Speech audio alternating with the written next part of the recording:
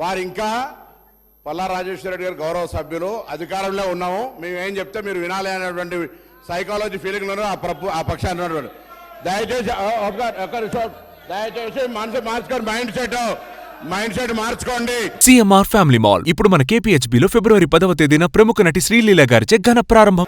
Mind set మార్చుకోవాల్సిన అవసరం ఉంది. అలా నిన్నటి దాకా 10 ఏళ్ళ అధికారంలో ఉన్న వీళ్ళు ఆర్టీసీకి సంబంధించి తెలంగాణ ఉద్యమం కోసం నై చెల్లెగా బస్ కప్పయ్యా నై చెల్లెగాని ఉద్యమం చేసిన వాళ్ళ గురించి పట్టించుకోని వీళ్ళు 60 రోజులు సంపాదిస్తే ఆత్మహత్య చేసుకుంటే పట్టించుకోని వీళ్ళు ఇలా ఆర్టీసీ గురించి మాట్లాడుతున్నారు. అధ్యక్ష, ఇలా తెలంగాణ ప్రభుత్వం అధికారంలో కాంగ్రెస్ పార్టీ వచ్చిన తర్వాత ఇప్పటి వరకు 15 కోట్ల మంది పైగా మహిళా అక్క చెల్లెళ్లకు ఉచితంగా బస్ సౌకర్యం ఇచ్చిన మాట మనం చేస్తున్నా. 535 కోట్ల రూపాయల విలువ కలిగేటువంటి బస్ ఫేర్స్ ను ప్రభుత్వం భరించింది. అధ్యక్ష, ఇలా వీళ్ళు మాట్లాడుతున్నారు. పెద్దలు గౌరవ మాజీ మంత్రి హరీష్ రావు గారు అనాలోచిత డిమాండ్ 15,000 ఆటోకి ఇవ్వాలంట నెలకు. మీరేమిచ్చారు? 1000 రూపాయలని ఇచ్చిందా? ఒకవైపు ఆటో పన్ను రద్దు చేస్తున్నామని ఛానల్లో పేరు మీద 1000 రూపాయలు వీపులు ఒకటి ఆటో కార్మికుల దగ్గర పోయి మాట్లాడదాం.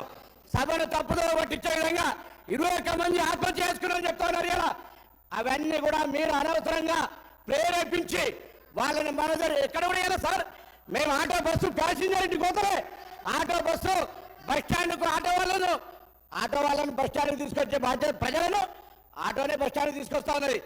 బస్సు ప్యాసింజర్ ఇంటికి పోతలేదు. మారిపోయింది ఎక్కడ అధ్యక్ష? మేము మహిళలకు మీకు నిజంగా ధైర్యం ఉంటే మీ ప్రభుత్వంలో ఉన్నటువంటి వాళ్ళు చేయలే. మేము ఇలా తెలంగాణ అక్క చెల్లెలకు వద్దా చెప్పండి. మీరు వ్యతిరేకిస్తున్నారో చెప్పండి. స్పష్టంగా చెప్పకుండా దొంగ తిరగడు ఎవరేమో ఇలా దయ్యాలు వేదాలు వాళ్ళు ఇచ్చినట్టు పెద్ద పెద్ద దొరలు ఆటోలు వస్తున్నారు. ఎన్నడూ పెంచి కార్లు దిగిన వాళ్ళు ఆటోలు వస్తున్నారు. ఆటో కార్మికులు అవమానపరుస్తున్నారు. ఆటో కార్మికులు కూడా తెలంగాణ బిడ్డలు, తెలంగాణ కోసం ఉద్యమించారు. ఆంకార ఫ్యూడల్స్ ఆటోలు వస్తున్నారు. ఏం ఫ్యూడలిజం ఇది? ఆటో జీవనోపాధిగా నడుపుకుంటే ఈ ఫ్యూడల్స్ ఆటోలో వచ్చి ఆటో కార్మికులు అవమానపరుస్తారా?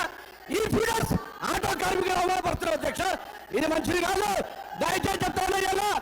ఇలా తాపకంగా కూడా ఆర్టీసీకి సంబంధించి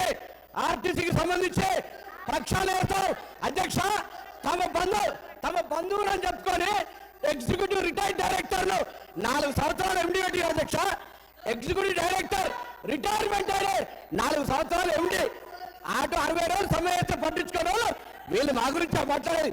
కొత్త బస్సులు కొంటున్నాం. ఆటో కార్మికులు, రిక్షా వాళ్ళ ఇలా ఆర్టీసీ కార్మికుల సంక్షేమం మా బాధ్యత.